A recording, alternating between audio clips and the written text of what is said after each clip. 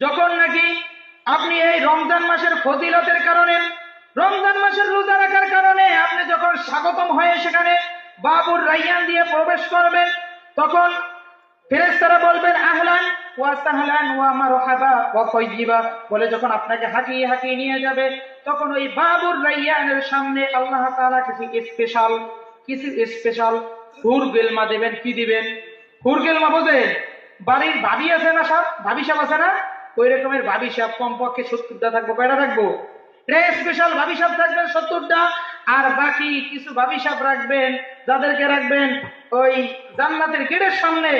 আপনি যখন কিছু জান্নাতের গেটের সামনে আপনার জন্য অ্যাসিস্ট্যান্ট স্বরূপ কিছু ভাবি সাহেব রাখবেন, অর্থাৎ কিছু হুরগেলমা রাখবেন, তাদেরকে দেখে আপনি মনে করবেন যে এটাই মনে হয় জান্নাত।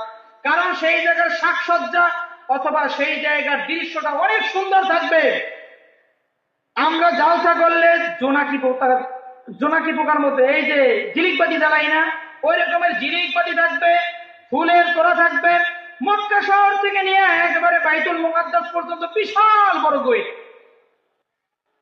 আজকে জালসার জন্য ছোট্ট একটা গেট করা হয়েছে, এইটা দেখে আমরা অনেক সময় বলি কি না সুন্দর হয়েছে, ঠিক কিনা?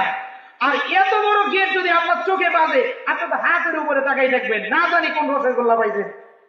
আপনি ভাববেন এটাই মনে হয় জান্নাত। এইটা ভাইরা আপনি ওই জায়গায় বসে পড়বেন। বলেন তো আল্লাহ তাআলা ওইটা যদি আমাদেরকে জান্নাত বইলা চালাই দিত, আমাদের কোনো উপায় ছিল? কিন্তু আল্লাহ তাআলা আমাদের সাথে কোনো বেইমানি করবেন না, যার কারণে আল্লাহ তাআলা আমাদের প্রকৃত যে জান্নাত আছে সেইটা দেওয়ার জন্যই ফেরেশতাদেরকে বলবেন তাদেরকে মেইন জান্নাতে নিয়ে যাও। তারা তো জান্নাত ভাইরা গেটের সামনে বসে পড়ছে।